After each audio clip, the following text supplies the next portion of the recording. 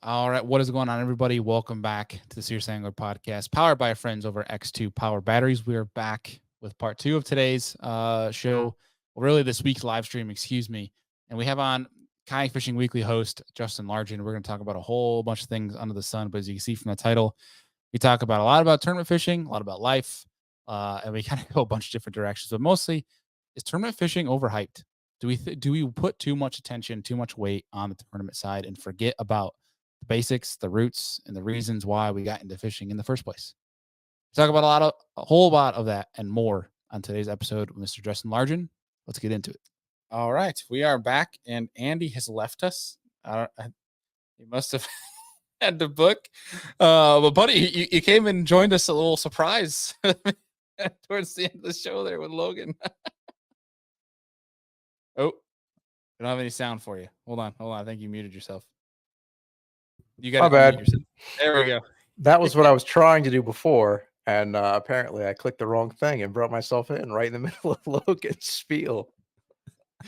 Hey, the terrible. I don't know if it showed through the lens, but like there's just an instant panic on my end. We saw it. Yeah. And it's like, I'm used to doing stuff where it's not live, so if you mess up, you can kind of just go do it again. But whoops. It's all good. It wouldn't be a serious angler if there wasn't some moments of derailment and shenanigans. And so, dude, it's been a little minute since we got back on Serious Angler. Obviously, being on the fantasy fishing shows, but dude, I feel like it's been a minute since I've actually got to talk with you beyond just talking about the different Kayak Fishing Weekly shows and things that have been going on. But what you been up to, dude? What's been in the life of Justin Largen as of recent? Shoot, lately it's been lots of work. And then pretty much every minute that I'm not working, I'm fun fishing. I've been playing around more with the smallmouth this year, which I've enjoyed. I did it a lot in college. Just I didn't have a kayak or anything, didn't have a boat. I would just wade in this. I mean, it sounds bad wading in the tail race below a dam, but it was not a crazy dam, but it was right kind of below the school property, and I'd get down in there and that was. I learned so much just having the ability to get on the water a bunch. So it makes me feel younger than I am to get in the kayak and chase those river smallies around. Well, get towed around some. Yeah, I could say from doing that all last weekend, I could do it every day for the rest of my life. So jealous of you guys that were up there last weekend. It looked. Are we going to see you next weekend for the Kayak Adventure Series? That's next weekend. Next weekend, quick turnaround. I don't think next. I think it's Friday. No, I work Friday and then Saturday. Yeah, Saturday I'm driving to South Carolina for the family vacation. So that was kind of the reason I didn't do the. It was basically I spent a bunch of the vacation time, for the family. So to try to get some time off right before that to go do a tournament too was not. It just wasn't going to work. Yeah, I hear you. I was planning on doing the native event down at the Susky as well. That was in October. And then not even thinking about it. My wife and I planned our little 4-day getaway for our 1-year anniversary and did not think that I scheduled on the same weekend. So you could get that one. Oops. Get yourself in trouble doing that. Yeah. There was a split second where I'm like, maybe if I ask to switch, I'm like, nope, not gonna say it. We're just not gonna fish it. Yeah, I might make that one. I got to see what weekend. Happy wife, happy life. You'll remember that, and it comes into more fruition the longer you're married.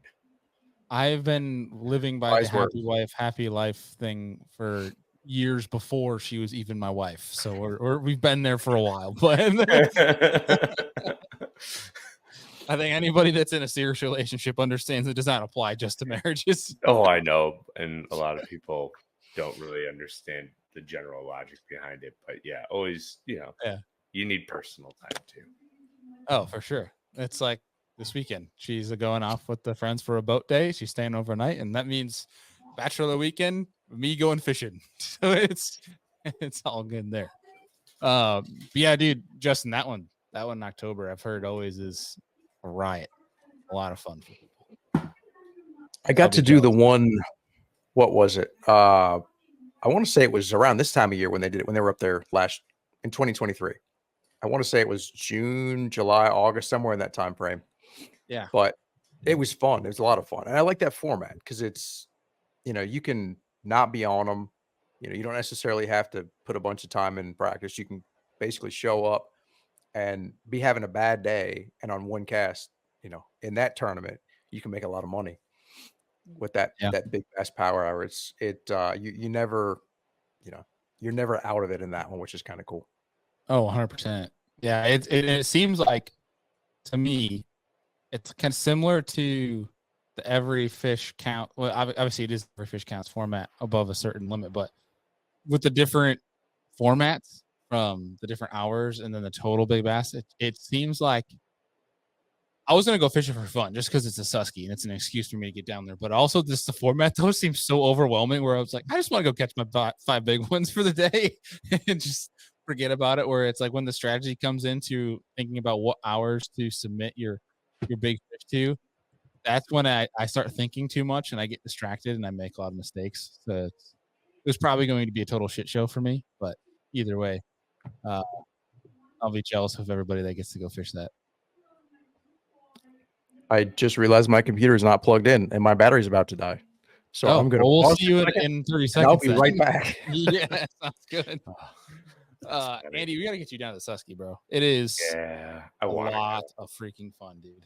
I have a couple buddies that are guides down on the Susky. And they're always like, just come on down. I'm like, I want to go down in the winter when it's like everything else is frozen and the water's high. And they catch them out. Yeah, but like your way of catching them there isn't as fun as you're catching them now. Yeah. Like dirt shallow, your kayak's grinding against the bottom and you're catching them on a freaking buzzbait or a topwater. It does sound fun.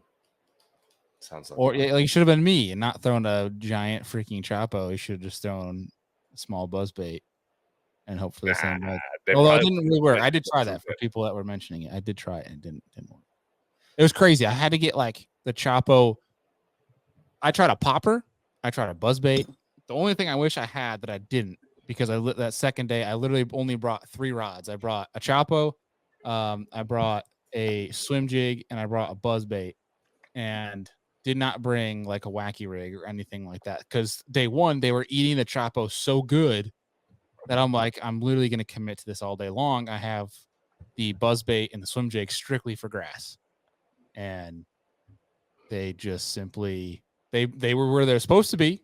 Same as day one. They ate as good as they did day one. They just simply got off a lot better. So that's speaking of topwater smallmouth. Did you see? I'm freaking forgetting his name at the moment, but he was on the Elite Series at St. Clair in the MLF Invitationals when he was catching some of his fish on. Chris Grow. Chris, is that right? Oh yeah, Chris Grow. Yeah, he was catching him on a jitterbug. Was he really? Yeah.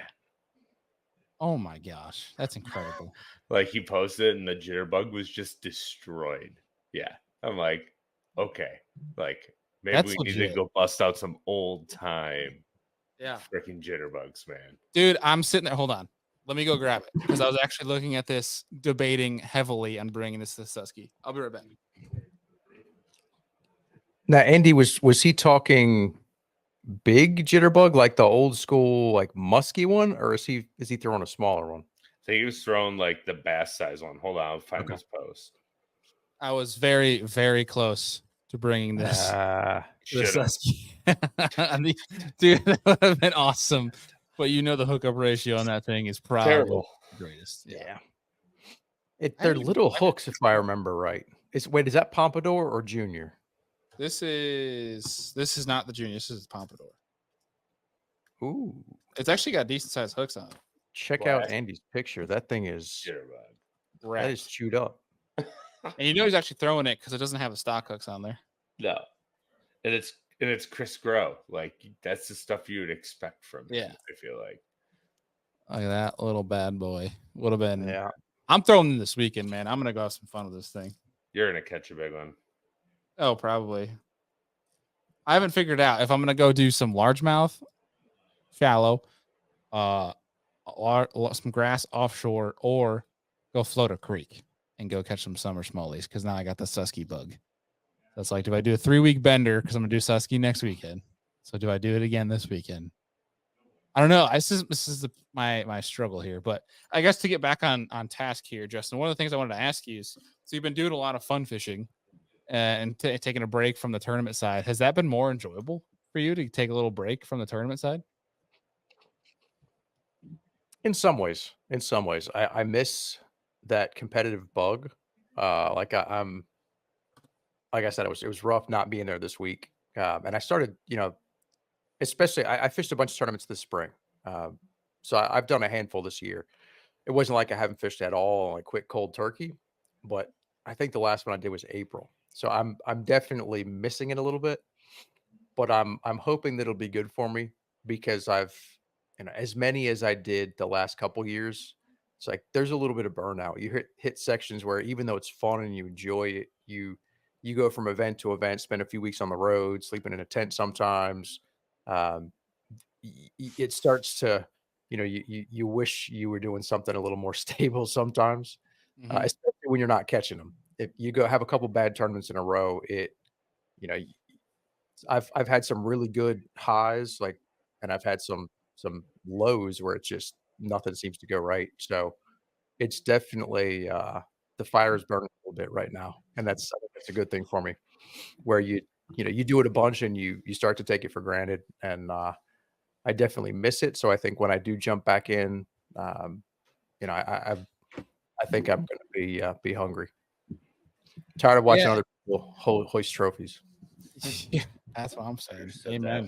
one. I it's interesting because like there's some people that their solution to do better in tournaments is to go fish more tournaments, and their solution for some people to get away, just go fun fish, forget about the tournaments, and then then sometimes like for me, I was telling the some people, and also talking to my camera, being my Mr. Content Creator self, saying that if I could have a solution of every day going to fish the Susky or the Adirondacks every single day for the rest of my life and give up tournament fishing, I would do it in a heartbeat, just for the simple exploration of it. Those are special places. It's very special places, but it also makes you kind of think like sometimes, is tournament fishing too overhyped? Is it overrated? Is it talked about too much in the grand scheme of things, when really, if you look at it, tournament fishing is this Yeah. in the grand scheme of all fishing.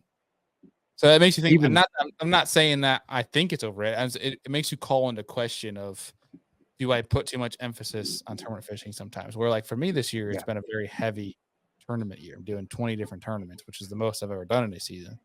And there's not many days I've had to go fun fish because I'm either going to practice or I'm practicing for something if I'm going to take it serious. And I don't know, dude. I mean, for you, it's got to be also like it's been probably freeing to go out there and Yeah. go beat up on fish without any time. You got to be off the water. You don't have to worry about Yep. submitting No. fish. You don't have to go to a place that's got giants in it, because you can just go where you want to go and throw what you want to throw. Yeah, and I think in a tournament, I've heard guys, Russ talk about experimenting with different stuff and playing with techniques, but I feel like that's Russ. I don't know that and maybe other guys do it too, but I feel like I kind of stick to what I'm good at, or what I think is working. The closest thing that I think that's actually going to work, that I try to fish my strengths, I guess, as much as I can.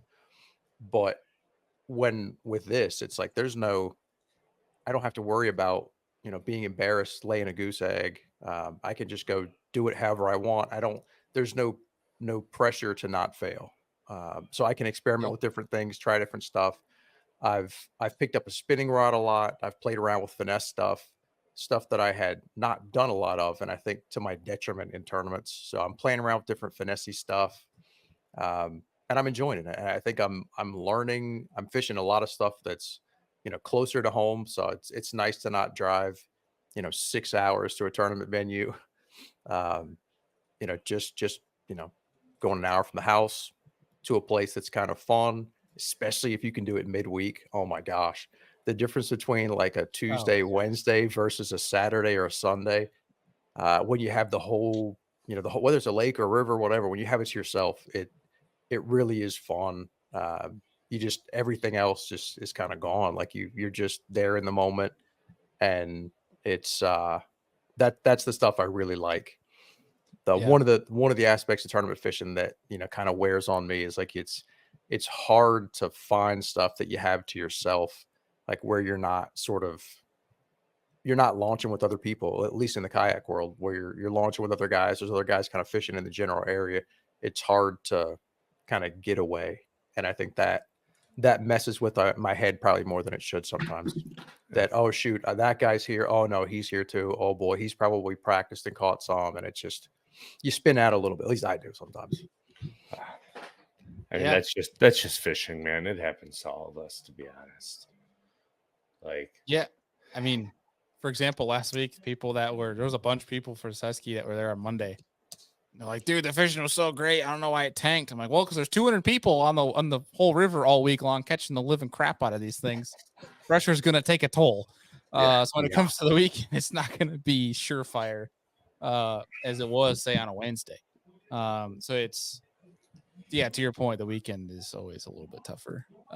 But yeah, I mean, fishing within your means, I think that's the biggest thing. Is I think the people that, because I see a lot of guys, you know, some of my favorite pages nowadays have been some of the guys that aren't really tournament focused. They're more the explorers, the adventurers that try to find things off the beaten path, where it's, you know, you kind of get, what is the term? Is the intrinsic? Is that correct? Where it's the intrinsic feeling that you're chasing? yeah. But it's, I don't know. There's something I'm drawn to more about that. Maybe because I've been, you know, running hot with the tournament bug for the past several months, but I just feel like I think that's something everybody needs, you know, to chase the adventure side. I don't know. Like the Uncle Larry guys, the homeless fishermen, like that dude stuff is, oh my gosh, like throwing these giant baits on a paddleboard and catching big fish. It's cool to see somebody do it that way, and find success too. That's, you know, The you Uncle don't have Larry to do it. group is the best example of exactly that. Dude, I think we posted it on KFW, like that was, or we featured it one week like that. I don't know that I've seen a cooler fish catch than that kid screaming as the 10-pounder's dragging him around that lake, jumping. He's freaking out. It's greatest video of 2023 by far. It's not staged. It's like that pure joy. Like there's no Pure playing emotion. to the camera. Yeah.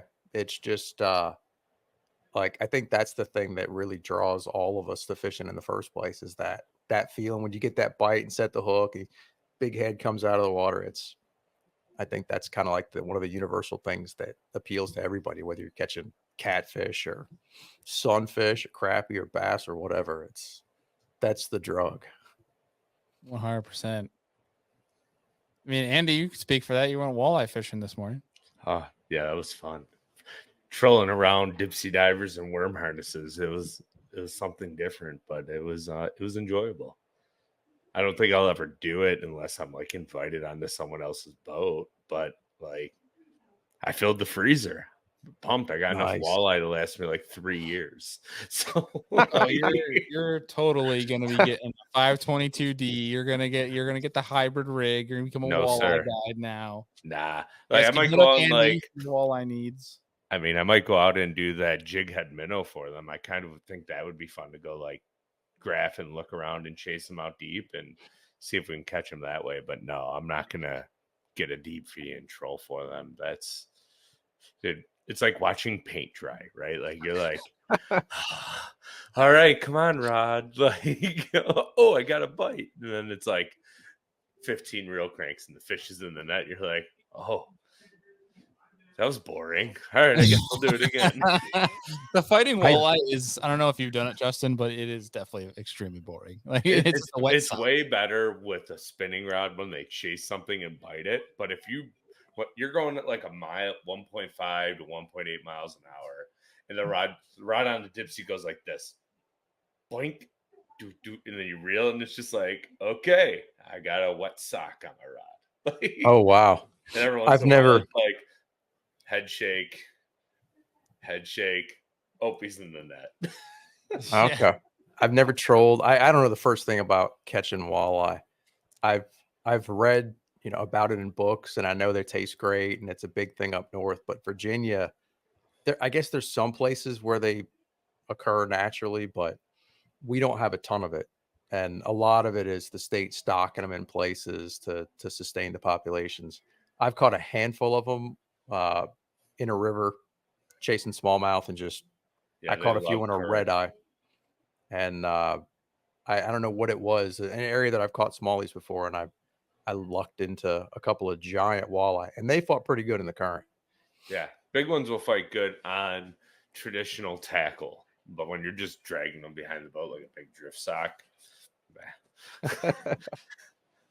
Yeah. Rip sock.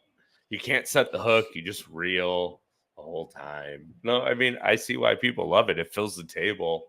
Like, they're delicious, but I mean, give me a bass and a smallmouth that wants to jump, or give me 50-pound braid and a flipping stick and a grass mat. Like, that sounds like way more fun to me. I mean, I would take a pike eating a glide bait over trolling for walleye. What do you guys think? That's a good question. What do you guys think is the most overhyped fish to catch in freshwater fishing? And what do you think is the most underhyped?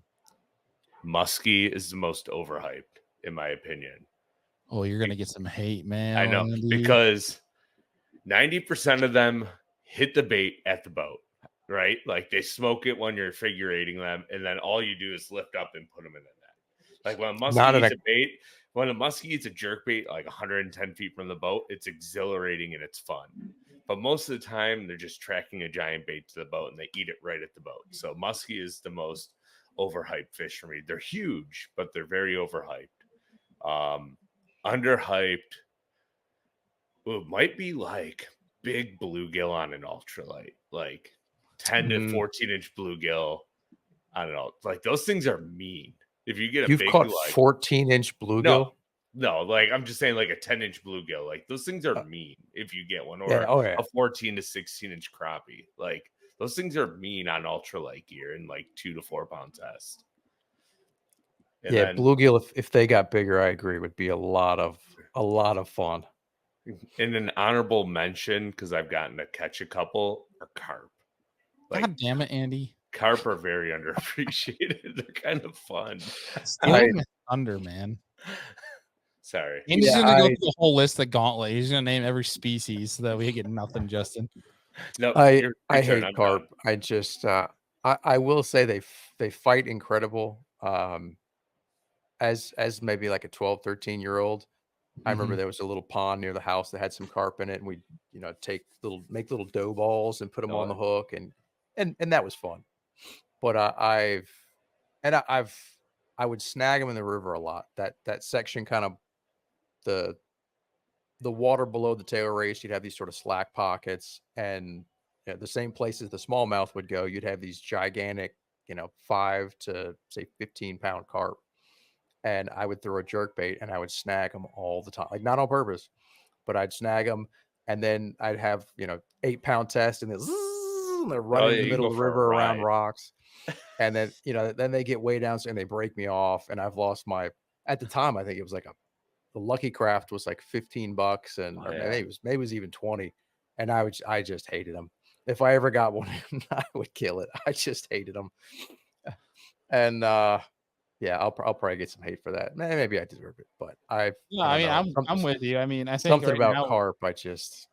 We look at it like a garbage fish right now. I mean, but to your point, like when I was growing up, my brother and I, we would bike down, like when I was in middle school up to high school, we'd bike down to the local canal and bring our ice fishing stuff, and we'd go catch carp with ice fishing rods.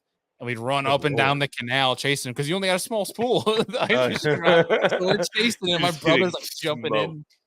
This is the best. This is back when I really wish I had a GoPro, because, dude, I would have some viral content of me fighting a carp, like a 20-pound carp with an ice fishing rod, and my brother, this 12-year-old idiot, trying to like in like a foot of water. So these carp have their backs out, and my brother would jump and tackle them to catch him. Oh my That's how he gosh. would land them. He would have to chase I think them. your brother would recreate that if you asked him to. Oh, 100% he would. But now he's 6 foot and a gigantic dude. So like Even it's funnier. yeah. He would do it in a heartbeat. Man bear eats carp with bare hands. Yeah, I don't know. We don't talk about my brother all that much on the show, but he actually listens to this pretty avidly. So I love him for it. But my brother is the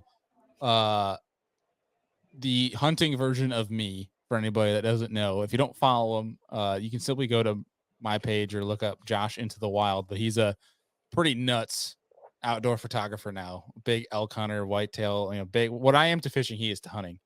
And so he's pretty wild. He's out there in Utah doing his thing. But got to give a shout out because he's Andy thinks I'm nuts. Just you guys imagine what my brother is. He's worse. He's twice as crazy as I am. Fine.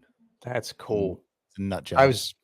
I had a chance to, when I moved from California back east, I had a chance to kind of do a real long road trip, and I stopped at a bunch of those parks, and I was, getting into photography. So I got a chance to see some massive elk in Yellowstone and a bunch of other wildlife. And that got me. I never quite, I'd read articles about guys that would elk hunt with a bow, and I never quite got it.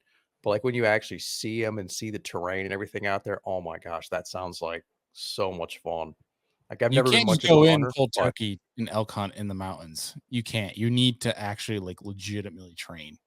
yeah, like there's To do it what's right. the guy's Cameron Haynes.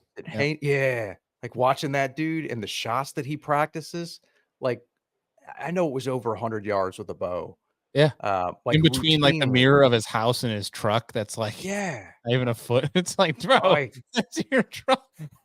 that- like also he can make an ethical shot like at a consistently at a shorter distance. Like that was definitely intriguing. I totally got it once I was out there. Like I've heard the elk meat is fantastic. I would love to do that one day, to get good enough with a bow to actually like Dude, be able to competently do it. Yeah, I love to do as well. That, and I'd love to do like a muley stock, but like that Cam Hanes stuff, you can translate that to fishing. I feel like that example of if you practice super uncomfortable shots, like he'll do like a kneeling shot, a quarter behind him, at 50 yards, where he'll practice that. But like in a fishing sense, you can go the stuff that you're afraid to throw into, where people have the motto of you got to throw it where they live. Well, if you feel uncomfortable throwing it there, go practice throwing and stuff like that. Where if it's like getting over fish a out of the dock bushes, tie and a steel rope, and he yeah, has 6 inches, and you're like, I don't know how the heck I'm going to get him out of here, but we're going to do it anyways. yeah, go and practice that situation. Put yourself into it. You know what I'm saying? Like, and that's stuff that you can. And, even if it's still a shit show to get them out, like you can at least alter your setup and things like that by practicing doing it. Whereas it's just going to end up being the tournament story, where you lost that fish or something like that. So But all you kids that are listening, go find that Karen that yells at you when you get close to a dock yes, and just skip Start that jig whipping right away. into the side of that thing. Ding. And make If sure you there's- find the most cobwebs on that dock with Karen yelling, because it's going to be the hardest spot to get that damn jig and just let her rip. yeah, that's right. Hey, for people listening, that was a little shallow dock fishing tidbit right there. If you see some cobwebs, that means no one's fished that yet.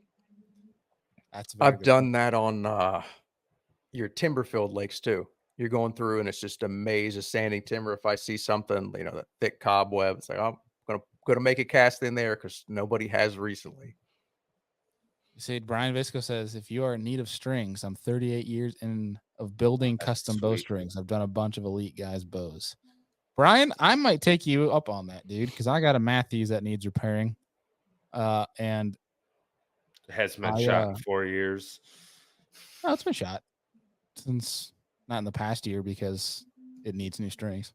But I literally actually the other day I was talking to my wife. I went and put out a bunch of cameras on public, try to be sneaky, and I realized the other day I haven't checked them in like 2 months because they're not cell cams. So I need to go out in the poison ivy and Pull the get SD card. pull my SD cards. It's You been gotta wear forever. some pants and some long socks. It ticks. Yeah, and it's about really time bad they're getting this summer. velvet now and everything. Like if I'm actually gonna hunt this fall, which I already realized my entire October is pretty much toast, which sucks.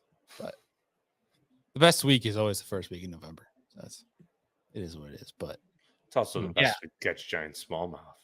I know. It's always so torn about that.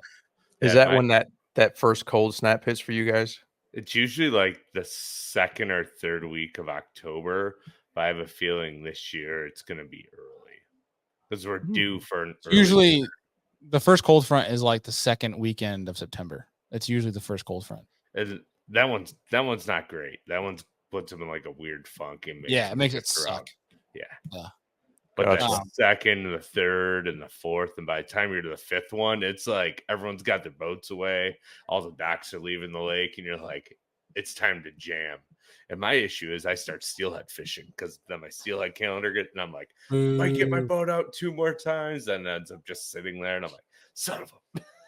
Dude, talk about training. I've seen the videos and the Instagram posts that you've put up for the steelhead. Like that's putting a lot of miles on, like wearing waders and all that gear. Oh, there's no training. He's eating Twinkies and having Tim Hortons coffee while he's doing that. Okay, don't give this man too much credit. Listen, I need to keep my caloric sugar intake up. Enough energy to get through an 8 to 12 mile hike with my my Orvis bootfoot waders on that weigh like 110 pounds. Okay, like good Lord. And he's just popping sugar sticks and Skittles. He's Marshawn Lynch of the streams. No, honestly, like I don't ever eat while I'm on the stream because I'm just so focused on getting that next bite for clients that by the time I'm done, I'm like, oh, I need to eat. Like I'm drained by the time I get back to the truck. It's terrible. I'll tell you guys what, something that's been really cool, actually like committing to legitimate like calorie tracking, like what you're actually eating. It's impressive. Like if you can actually do that and do it well, how much better you feel. Oh yeah. It helps kind of like you can see the thing. It actually forces you to go look at the nutrition facts and the stuff that you actually eat. Oh gosh. Which is a scary thing to actually look at. I don't even do that. I label read really hard, like a lot of the ingredients that we eat, and we pretty much, when I'm not out fishing, we eat like insanely clean in the house. It's kind of crazy. Yeah, I realized how bad my peanut butter sandwiches are for me that I eat way too many of. Even just the straight peanut butter on a spoon, I like that. And that. Oh, same. Oh my gosh! Especially if you get the what's the one that has the I think it's like the Peter Pan one, but it's got honey in it. Yeah, honey flavoring, honey butter, and the sugar just goes like. But it's so good. So you're sitting there. You have I used to do is I'll take 2 apples and I would chop them up in like 6 different pieces of the apple, and I would take a spoon and lather the living crap out of each slice. Yeah, and eat that thinking, oh, this is a healthy meal, apples and peanut butter, and then you go and look at it, and actually you're like, oh no, that's not that good for you. Actually, well, I mean, it depends on the peanut butter you're eating too, because a lot of it is loaded with like sugar and etc. So you have to be careful which ones you buy when it comes to sugar content. Oh yeah, the best peanut butter that we found. I'll send you a picture of it. I don't remember exactly the brand, but it is not Wegmans. It's not Wegmans organic. It's a different one. It's like an all natural, just straight peanuts. Yeah, like 15. Where you got to stir it. Oil on the top, no added sugar, and it's great. But a little side healthy, so you don't have to eat peanut butter and jelly sandwiches, Bailey. You can get like rice cakes. Then you put your peanut butter on the rice cakes, and then you put jelly on top. And the kicker is when you get the chocolate covered rice cake, because then you get like some sweetness. Oh yeah. If you go look that's like my nighttime snack every day. If you look at my cooler, dude, don't I eat got rice a cooler cakes. section for my snacks. It's all literally I had 2 things of rice cakes. That's all I allowed myself to eat for snacks all last week. But yeah, you lather that in peanut butter. But the only problem is you eat those things and like you take a bite and there's like 47 crumbs of rice cake all over you, and then it's peanut butter, so it sticks. Yeah, it's just not. It's just messy as all get out. Situation, dude. It sucks. You know what? That's what sucks about life is that all the good, healthy things taste like crap. Yeah, most peanut butter that's actually good for you is $15 freaking. So it's expensive to live healthy. And then when you eat it, it's like chewing on peanut butter flavored dried protein powder. Yeah, pretty much. It sucks. Yeah. What I've gotten a bad habit of when I'm at work. Like partway through the shifts, I'll have snacks. And it's all junk food that they have at work. So I'm buying, the Snickers and the oatmeal cream pie, and Oh, it oatmeal cream pie. they're Yes, so speak to me. good.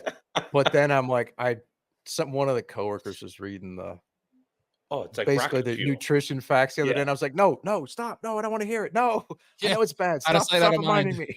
Not even the nutritional facts, man. Like, look up some of the ingredients that's in that oatmeal Yeah. cream pie. Like, dude, like Pop Tarts has like stuff in it that they put in jet fuel, Oh, right? yeah. Like, Never eating a Pop-Tart again my entire life. so bad.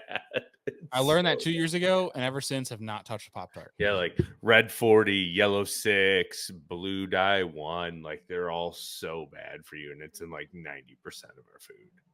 Yeah. Yeah, I just been learning to honestly cut out sugar in general, like completely, because that's apparently one of the number one drivers of any cancer is sugar. Yeah, you have to get your sugar from natural sources like peanut sugars that come naturally in peanut butter, like fruits like raspberries, strawberries, blueberries, grapes, etc. Oranges is the one that I've thought about. It's like I've spent enough time like driving to and from work. I'm like, I should get some of those little nectarines that peel real easy, Oh, and yeah. just bring a bunch of those to work. And then when I'm tempted to go get the yummy candy, eat a couple of those instead. But I haven't quite got to the implementation phase yet. Yeah, that's always the hardest part is forcing yourself. Yeah, That's I'll always get the there. challenge. Yeah. It's one of the realities I'm learning from life is to be, because like in college, I definitely did not eat great. I ate well for an athlete, but the thing is, was I was swimming twice a day, 10,000 yards each. So you're burning an unbelievable amount of Oh, yeah. calories. So it didn't matter what you ate. Like Mhm. before meets and like on big practices, I will literally eat an entire full large pizza to myself. Oh yeah, Can't do that nowadays. It's dude. You it's not can. It's just not good for it. It's not Guys, good. yeah. I remember those days wrestling in high school, and there was in Lockport where I grew up. There, I can't remember the name of the pizzeria, but they had $5.99 large pizzas, like cheese and What? pepperoni large pizzas. Yes. As soon as I remember, What was this back in the 80s? no, like He wasn't alive in the 80s. You old-ass 2007. man. Like I'd go to my buddies after wrestling practice, and we'd walk down to the city and get $6 large pies, and we would each order a large pie and just down a large pie, right? By ourselves, 8 slices of pizza, and walk home like 2 hours later, like, man, I'm hungry again. Like, Yeah. I'm going to Papa John's after this. Yeah. Yeah. It was a different time when, I will say Yeah. though, that river style of, like dragging your kayak up ledges and things like that, and that whole maneuvering definitely is a workout, man. I can see if you're doing that on a consistent basis, that's a great method of getting exercise in. oh, yeah. It's how I justify the candy. Yeah. On Yeah. the off days, I'm Yeah. dragging the kayak upriver. That's right. So what kind of river are you fishing? Like, is it similar to the Susky in regards to, shallow, a lot of different ledges and breaks and things like that? The stuff around here, at least the stuff that I spend much time on, is nowhere near the size. It's almost like a lot of the Virginia rivers. If you picture just sort of like cutting the Susky down the middle, Mhm. maybe even into thirds. It's more that size. Some of them you'll have some good rock ledges, but it's not. It's just I've never seen anything like the Susky where you've got that much habitat, and also like we've got plenty of crawfish in these rivers, and you'll see fish spitting them up, but I've never seen as many crawfish anywhere I've been. I mean, the Susky just it takes the cake. I Yeah. remember drifting a couple years ago. My first time up there, the water was real low, and I remember going in between these islands, and you could I had to even get out in some places. The kayak wouldn't float with me in it. But the sections where you would float, it's just as I'm going along, it's like the bottom starts moving and like clearing a path. And it's just, I mean, hundreds of these things up there. And I think that that's a huge factor in why those fish get big up there. Is it's just, there's a massive source of protein. No gobies, but shoot, crawfish will still grow them big. So what's your main methods? Like, are you just having fun power fishing, or you getting a little I've freaky on them? I've tried to kind of experiment with different stuff. I've done more finessey stuff. Like Missile just came out with they've had this little micro jig for a couple of years now. I Yeah. forget what year they came out with it, and I had someone I'd play with them a little bit, but they came out like shoot Andy. We did a Lure Lab episode on the D bomb. I'm a big fan of that bait, and they make a smaller one. Well, they came out with a micro size that's just like the perfect size to go on that little micro jig. It's I don't even know. It's like 2 point something inches. I mean, it's tiny, tiny. But like my first trip out with it, I think in the first 2 hours I had a 20 on that thing, and I'm still sort of learning when. And I feel like that's kind of like the $1,000 question in all of fishing is like when do you put down the power fishing? Like when do you make the switch? And I'm starting to learn, when I can get away with a glide bait or a chatterbait or spinnerbait or big gaudy spinnerbait versus when I can do the finessey stuff. And a lot of the places around here right now we've had really low water. I mean everything's low to where it's difficult to even do a float. I do a lot of launching and then going upriver, trying to get to places other people won't go. But the little finessey stuff, when it's midday, sunny, bright, slick, calm, that little finessey stuff, I've it's amazing how many fish you can catch, and that big ones will still eat those little tiny baits. Yeah. The other one, have you ever tried the?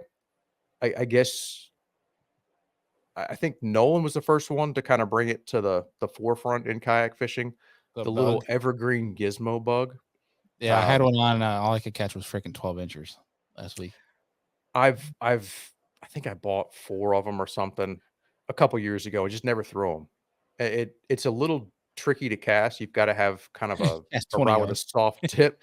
But Yeah. I've got this medium light. I mean, I would probably do better if a little bit longer rod would probably cast it better. Something like a spy bait rod. But this will sling with that light tip. With as long as you're not throwing in the wind and stuff, I can sling it pretty far. And the same kind of thing, that first trip going through places where I was trying to power fish with a glide bait or something else and going through some of these places. And it's amazing how big a smallmouth will eat that little tiny thing that isn't doing anything. It's almost like fly fishing, just drifting the thing. And then you drift it by a big boulder and, fish you didn't see pops up and eats it. And it's a cool bite. So I've definitely been leaning more towards the finessey stuff here lately. But, when we get a little bit of rain, the water starts to rise a little bit, I'll break out the Chapo style baits, the ploppers, and when the water gets some color, I really like a chatterbait. And it just I guess I'm getting better. I feel like I'm getting better anyway at making decisions on okay, when's the time to put that down and pick up something else and keep getting bit. Yeah. It's crazy to me. I was throwing that Champo 120 and I had one of the similar, and I'm trying to remember the exact measurement of it for the plopper. But same color, same size. And I think it was it's a crazy how much the Chapo's louder yeah. than the Uh, plopper. I think it's a what? They both have a 90, and then I think there's a 110 in the plopper, and I think there's a 130 is the big one. Yeah. Well, I Um, think isn't there a 160 or something like that for the there's plopper a too? Is that Pike and Magnum? Monkey. Yeah. yeah. I've never heard of anybody throwing that one for bass. I've heard of a lot of guys. Challenge accepted. I Texas. I wonder what you could do with that thing in Florida, Texas. Yeah, Texas, too. Florida, California, if you're on the right lake, right? Maybe the Delta. Yeah, I've And been he's just throwing playing ideas now. El the Salto. 90. Ooh, yeah. Yeah. Talk about a place where they might not have seen it. Yeah, you kidding. Take it to where places where they're not getting, beat up by bass boats, every single day. Right. No Yeah, kidding. I like playing around with the different sizes. I know the 110 seems to be at least what is it, the 110 in the plopper or the 120 maybe in the Chapo. I feel like that Mm. mid size is the one that everybody throws for the most part. So Oh I've yeah, done a it's lot of damage with the 90. yeah. Honestly, I feel like I don't like the 90 that much. I think it's a setup issue. I like the 75. I don't know why, but the 75 seems to pull harder than the 90 does. On the plopper, definitely. But it's weird for me because I started with the plopper I didn't get a real distinct. I feel like that the 90 and the plopper is just really soft. But you go to the 75 and it's a bigger body and it's it's shorter, but it's fat. I've done a lot better with that one on the plopper side. But then when I switched to the Chapo, something about that stiff tail, I assume anyway, like it's a little bit softer material in that whopper plopper that I just don't think it's as consistent of a sound as you get with a Chapo. But I've experimented back and forth, especially here lately. And like the other day, I smashed some big smallies with that 110, and it's a size I don't normally throw, but I was like, let me see what it's about. And so I've gone back and forth. I don't know that there's a wrong answer with those. It's especially for a place like the Susky where you just got these mean fish. It's a profile sound thing. And they hit it so hard. Mm. Yeah, I got some crazy content coming from that trip. It's just, I sent Andy a glimpse of it, and it was just, I mean, Justin, they just come absolutely unglued on this stuff. And then come 3 foot out of the water, and it's when they get in that fast current too, it is. Like I hooked one the other day on a much smaller river that just, I mean, the way that it was ripping the drag, it's fighting for its life. That's all it's doing. Oh yeah, but it just, I don't know, something about the power. Like for a minute, I'm like, this is the biggest smallmouth I've ever caught in my life, and it wasn't. But 15-inch. Ouch, man! Ouch. No, like, dude, it's crazy. I'm looking Niagara here, like the 2.5 pound fish, like that 15 to 17-inch range, are the most insane fighting fish that you'll ever hook. Like we hooked a few today that came 3 foot out of the water 5-6 times, and you're like, gosh, I have a giant, but I know it's only 2.5 pounds. They have like a heart of a lion at that size. Mm-hmm. Just pure sass. They're fun. I'll it's take like you, Andy. You're pure sass. Oh yeah. Andy, sass. Up there on the Great Lakes, dude, are those sorts of baits a player for you ever, those power fishing techniques, or is it a lot more finesse? They can be. It's very it's not even situational, it's seasonal. So like in the summertime, water gets real clear, the fish do some weird things, and you have to kind of finesse them. Like you can catch them power fishing right now, but your biggest fish most of the time come finessey. Now when you're in like April, May, depending on where you're fishing, power fishing is like the deal. Or later on, like end of September through November, like if you want to catch a big bag, you better be power fishing. You better leave the sissy sticks at home and have some fun. Gotcha. Yeah, like they'll still eat the finesse stuff, but like a crankbait in like late fall some days is just unreal. Like Bailey and I have had a few days on the upper Niagara that's like, what the heck just happened? We might have been wearing Santa suits the one time and just get by every single car. But how big was that bag? Like 27, I think, 28 something pounds, like that in like literally 2 hours. Yeah. Once you figure out what they were doing, in Santa suits. Goodness. It was that is nuts. Yeah. And they wouldn't eat anything else besides a crankbait burned. Like it's nuts. Yeah. And the water, I think, was like 46, 47 degrees. Shoot. Like, see, for me, when it gets that cold, I'm like, all right, I can't catch them on moving bait now. I got to go finesse. Sometimes, I don't know why it is, but in the fall, sometimes speed kills these fish to where they just have to have it. And I think it's like a biological thing. They're like, winter's coming. It's cold, but that's a meal and I need to eat it now. And they rip the rod out of your hand every time. Oh, every single time. Justin's like, God damn it, Andy, stop it. I think that was like I'm one of the so most jealous. fun weeks I've ever had smallmouth fishing was that week in November, Bailey. I think we put like between the 2 or 3 days that Bailey and I fished and then like 2 or 3 guide trips. I think I boated like 1,000 smallmouth in 6 days on one spot. What does that do to your hands? My body like just shut down. Like you're like this by the end of the day. You're like, oh my gosh. Oh yeah. Andy was toast. Oh yeah, it was fun. Like I got to a point I was like 6 hours and I'm like, I don't even care. Like just if you want to catch him, go ahead. I'm just gonna sit down. My forearms hurt, my shoulders hurt, my back hurts, my hands are bleeding. Yeah, I haven't had that feeling very often, but there's definitely days where I kind of had it this spring. I was lucky enough to get my first double digit. And when that happened, it was just kind of like, I'm good. Like, I mean, I think part of me still wants to keep fishing a little bit, but it's like the something about the attitude just changed. It's like, wow, I feel really good right now. I don't need to cast anymore. I could just go, sit and look at enjoy being outside. And then it's, I've not had that experience very often, but it's usually when I run into just one of those freak fish.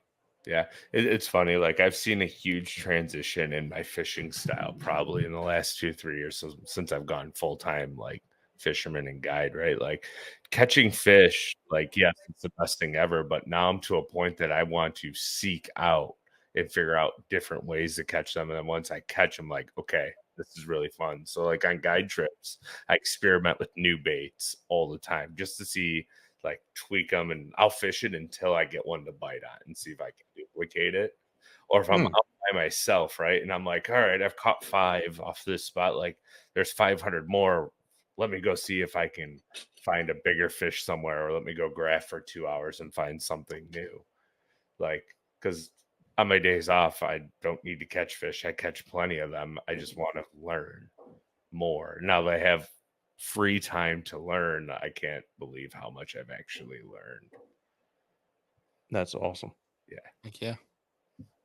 It's like, and the little things too, like like little lessons you learn is like, instead of just running to a spot that, the fish are going to be like on one of the local lakes here, I do a hot lap now around the lake just to look at everything that's going on before I even make a cast. Yeah. Just to figure out what's going on that day, because the aquatic vegetation changes daily. You might be dead in one area of the lake a week ago, and then you go back the next week and it's all lush and green, but you bypassed it because it was gone last week. So it's like it's like us, right? There's constant change, and the only way you're going to find that change is if you go looking for it. Instead of like, oh, well, I can't believe I didn't catch anything. No, they're there to be caught. You just have to figure out where and why and how. So grass. You're talking about grass. It's got me missing the Potomac. Yeah. I lived up that way, and I spent a lot of time on grass fisheries. And where I am now, there's just not places like that. And yeah, I miss. It's been a while. I cannot wait. I'm gonna get up there a little bit later this year, I think, and try to get on a punch bite, because it's been too long since I've caught one punching. Have fun. I'm jealous. Yeah. Does the grass top out in places up there? I'm guessing not on Erie, but on lakes at times. But as soon as you find that bite and you go back 2 days later, it's usually chopped or sprayed or killed or all the above. So it's like, wow. yeah, you get like little windows, and then like where you're punching might be chopped, killed, and sprayed. So now you have to go find the new section of the lake that might be topped out, because a week ago it might not have been. So it's just like, yeah. Gotcha. I didn't realize they sprayed up your way too. Oh, spray. But what do they do? Spray, they do pellets, and then they cut as well. The thing with the big like wheel, looks like a steamboat kind of. Yeah, the pinwheel or whatever it You was. get the whole gamut. Yeah, they do everything to our lakes. I hate it. Yeah. And there's some lakes that they don't touch, because why would they? But like most of them, yeah. Any lakes that have more than like 100 docks on them, guaranteed they're sprayed, cut, or carpet bombed with like pesticide pellets or whatever it would be that kill the grass. Just the homeowner associations, the lake, don't want the grass on the dock. Yeah. There's a lot to it. It's not correct. Enough for an entire episode. Oh yeah. Oh, we've had plenty of episodes on it. I've gone on rants. We're just peons, man. Like, really, like the anglers represent what, 1% of the population that probably uses the lake on like a bass fisherman is probably 1% of the total anglership or people that use these lakes on any given day or during an I wouldn't say average season. 1%. I give it a lot higher than that. Maybe. Well, I mean, like, let's take a local Finger Lake that's surrounded by docks, right? Like, how many true bass fishermen, are on that lake on average throughout the year? Yeah, but here's the thing. Here's one thing I've been learning with some things that I don't want to speak on just yet is I feel a rant coming. they're now full on rant. That's coming soon, but not on this show. Is we can say the true bass fishermen, which I agree with you, Andy, from this. I think those are the people that can see and acknowledge an issue or a problem. I would say a true bass fisherman on a total day. Let's take Keuka Lake as an example, because this is one of the extremes from a boating standpoint. Is I would slap 20% on that, man. Because if you go to the ramp, how many bass boats you see that go out there? Yeah. Oh, yeah. And you That's also fair. take pontoon boats that are people that aren't exactly boating all the time, but there's a decent amount that they're spending fishing. They're still impacted by the things that are happening on the lake. They might notice it, but they don't exactly understand what's happening. Whereas the avid bass, walleye, all those guys will understand. Then you have guys that go out for different species. Like if you go on Cayuga in the spring, there's a crap ton of guys that go out there for perch, and they completely outweigh the bass guys. And then right now in the summer, like throughout the year, there's guys that guide. I mean, we know Kurt Hofig, he goes out for Lakers. He does. He's a freaking hammer from a multi-species standpoint. So the actual percentage, I think, of total anglers on a lake, I think quite honestly rivals the Oh, pleasure yeah. I'm because sure it's pleasure close boaters to only there 50 for 2 months, man. Yeah. It's 2 months where the anglers are out there for majority of the year. So Yeah, I they're think out from there's out there's till different ice on. points here. Yeah, there's different categories here that we can call out where it's, and this is one thing I really want to use to defend anglers, and especially in New York, is the boaters. They're going to be out there from June to August. The anglers are going to be out there all damn year long. If you want to look at total number of boats or total time spent on the water and money invested in your local economy, I'm going to take anglers all the way. Oh, 100%. Yeah, I agree. I was just saying, like, in totality, what's the percentage of bass fishermen on average, like in a fully rigged out bass boat, right? Like, or just a bass boat in general on a lake on any given day. Like, some lakes there might be 2 out all day with 200 pleasure boaters, and others there's 50 bass boats out with 20 pleasure boaters. So like every lake is different.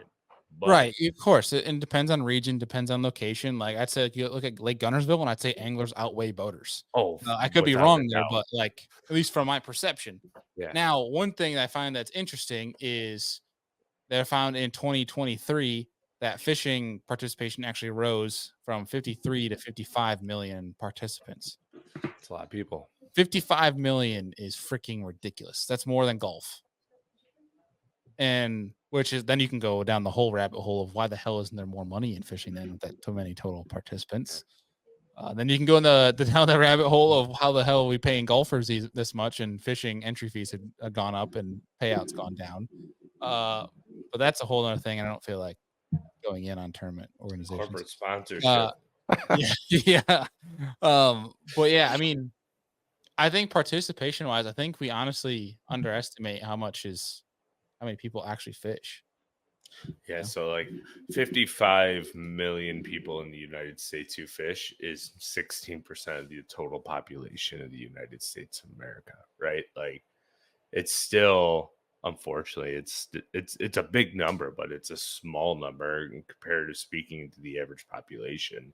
You'd have to calculate it, I would think, based on how many people actually use waterways, plus how many people live on the waterways and don't have boats, etc. Like, there's so much that goes into it. It's unreal. And unfortunately, like, in today's society, the recreational, the professional angler or the avid outdoorsman kind of gets the door slammed on them, right? Like, we don't have a voice based on what everyone thinks. There's bigger minority groups out there that probably have a bigger voice than we do, and can do stuff that I mean, makes- there's the people with the money, but then there's actual studies that have been shown that anglers and fishermen, anglers and hunters are the sole people taking care of the actual fisheries and land that we use to recreate. Yeah, and we're the Yeah. ones that are literally, I don't know how to say this appropriately at the moment. We're not the ones trashing land and fisheries. We're the ones actually protecting and keeping it clean. Well, I mean, if you want to go like that route, right? Like look at environmental, what am I looking for here? Like the call to action groups that do like these environmental sit-ons, right? Not PETA, but like PETA that throws a celebration party at a local park and lights uses the confetti cannons and doesn't pick it up. Yeah, that makes sense. Like the environmentalists that go out and sit at a park and leave all their trash behind when they leave, right? Like we're not those people. Like we preach about. There's so many people out there that preach about cleaning our environment, but then they don't practice what they preach.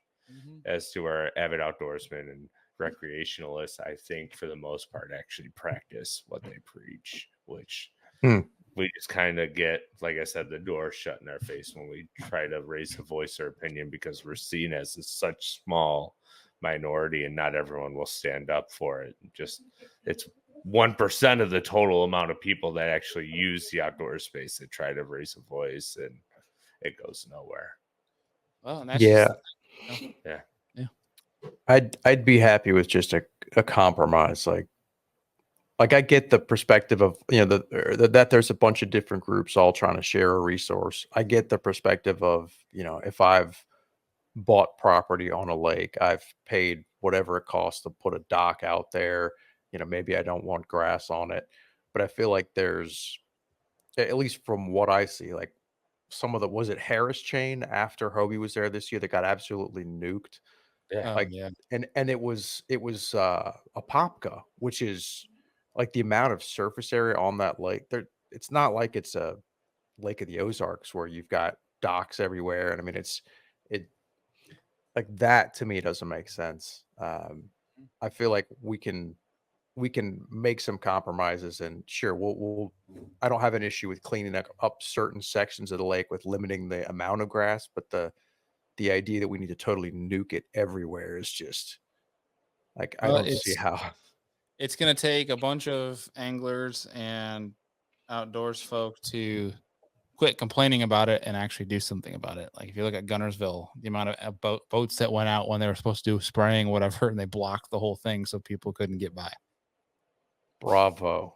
There's a whole picture on it. Like every 10 yards, there was another bass boat that basically would not let these people in to go do any spraying. They said, get the hell off the lake. And now there's a whole new, that's become like the guideline to how you operate. And like especially for anglers that are trying to defend their home water.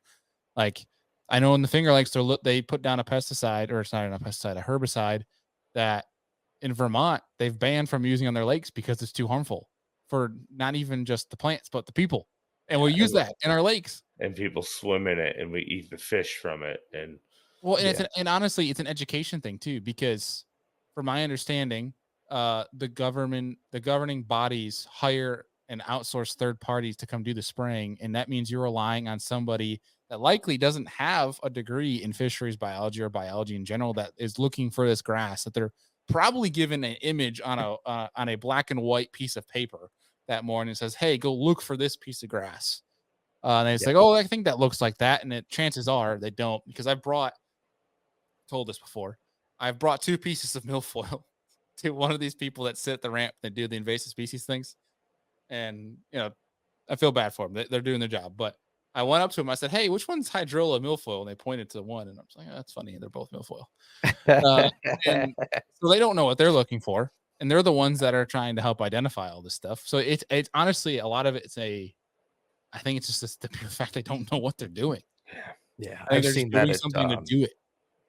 It was Caddo a couple years ago. I was down there, and the Salvinia is a problem down there. That's a nasty one. I got no problem with them trying to get rid of that stuff because it reproduces so fast, it spreads so fast, and it just chokes everything out. But the section where I saw the boat with these just gigantic, I don't know, 55-gallon drums, and it looks like a military. you know, it almost looks like they've got a gun on a turret, like spraying this thing. And the stretch of bank that they went down the shoreline and just, I mean, just lit it up. And there was no Salvinia there. Like, I'm all for hitting the Salvinia, but don't just go spray everything.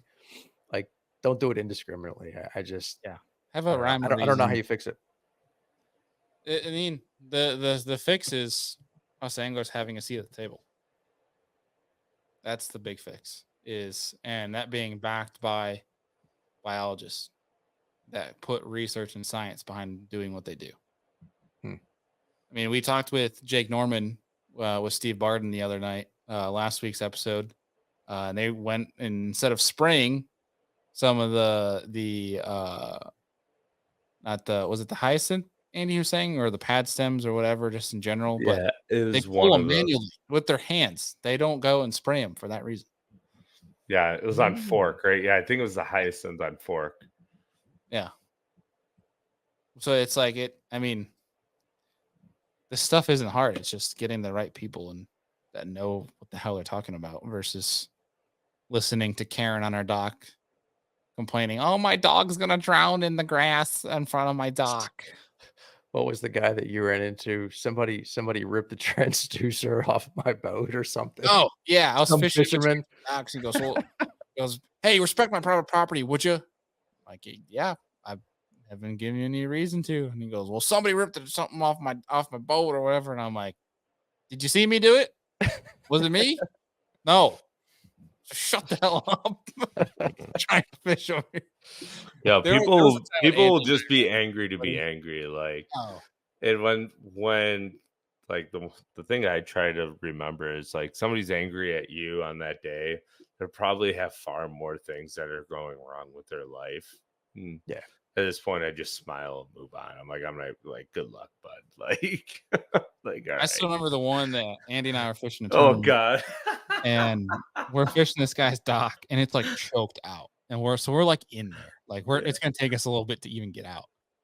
And this dude's like, and he just caught a giant off the guy's dock, and this guy has like his grandkids. Oh, he's just barking, and he just comes out, and it's like cussing all over for no reason, coming up at, not even like, "Hey guys, can you please get away from my dock?" Not even like somewhat respectful.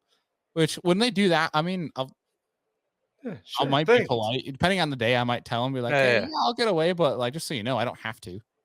Just kind of give him a. But if I'm having a good day, I'll be like, "Yeah, sure, no problem. Sorry about that." But this guy came out like this, and Andy just trying to be respectful and nice. I let the dude have it. And I'm like, "So if you want to swear in front of your kids, I'll swear in front of your kids. If you want to be guys," because you guys are being terrible role models. Like, I'm like, role models. I was like, you're swearing in front of your grandkids. Yeah. He goes, "You're really showing these kids how to, you fishing on people's property." And I'm like, "No, you don't own any of this. I'm fishing under your property. Yeah. You don't see me on your property at all." And the dude's just going off. And I'm not super proud of it, but the dude had it coming to him. I just looked at him, and I'm like, "Dude, all you're doing is just being the biggest whiny," like, I didn't say, like, I'm not gonna say all the words that I said on here, but I'm like, "You're being the biggest whiny whatever." And I'm like, "Just go put a freaking," I was like, "Go put a freaking tampon in and F off." And then we got out of there.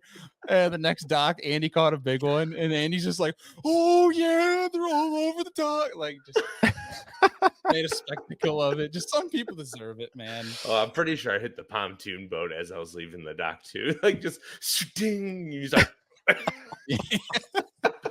well, I remember specifically because it took a while to get out of there. I kept casting under his feet. just oh gosh. Hey, look, this is definitely not the way to handle it. We were the steering. This is not the way to handle it. It's just when somebody deserves it. Like, yeah. There was the cherry on top was we won that tournament too. So like, it was nice. It was even better.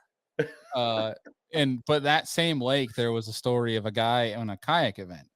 And he's a Chinese dude that fishes our kayak stuff. And basically a guy came out being super racist to him. Well, I got around through the tournament that this guy did that. So then there was 15 kayak anglers casting at his dock for like an hour just to piss him off. Oh, that's the way you respond to a situation, right? That is anglers uniting there. Yeah. It's like, oh, you want to do that? Anglers for change. That's right. No dock left unfished. Yeah, this one lake though is just so horrible. Like I've had it before. I'll fish this one dock, and I've had it 3 different times. I'll fish it. I know he's gonna come out every time, but there's always good fish under it. And he comes out and he sits like this and he stares at me at the end of his dock. And I'll look and he won't say anything. So I just kind of go on my business, and he'll be like doing all these things and just like being snooty. I'm like, hey man, you having a good morning? And I'll be like super over like peppy. Yeah. I try to do that. I try to be nice, but Hi. Yeah. Oh my God, it's such a great day. this is the best dock on the lake. Yeah. So much zest. Oh man. Well, we're going down the freaking rabbit hole now, and probably should stop while we're here. Yes, Especially because I'm about to fall asleep on this thing. But Justin, we got to get you on here more often, man. It's been good to catch up a little bit. We got the KFW dropping here tomorrow with Jake Harshman doing some power fishing, river fishing tips. So that'll be good. But what can people keep up with? What's to come for Mr. Justin Largen here soon?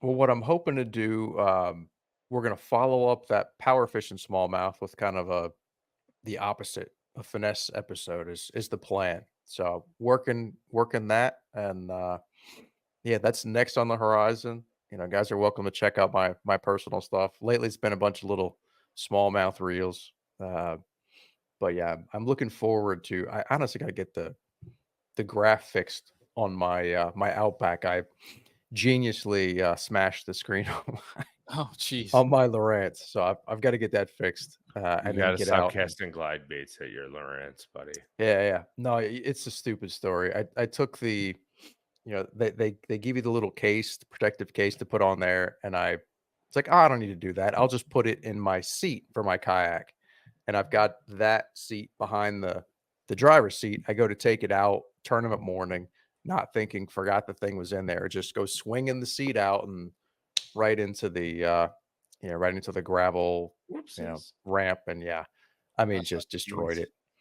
So you turn it on, and then it thinks you're pressing all over the screen, so it's just beep beep beep beep beep. Yeah, it's so yeah, I got to get that fixed and then get after some largemouth here at some point. But yeah, if you want to see smallmouth, check out my Instagram and yeah, the KFW page. Cool. Well, folks, you guys know where to tune in. The links are all down below for that as well. And boys, this was fun. Anything else before we wrap up? Anything else I might have missed? Anglers unite. Anglers unite.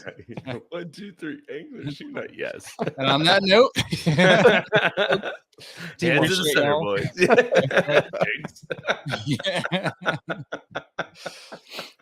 Folks, appreciate y'all. You guys are amazing, and we'll see you next week. Peace.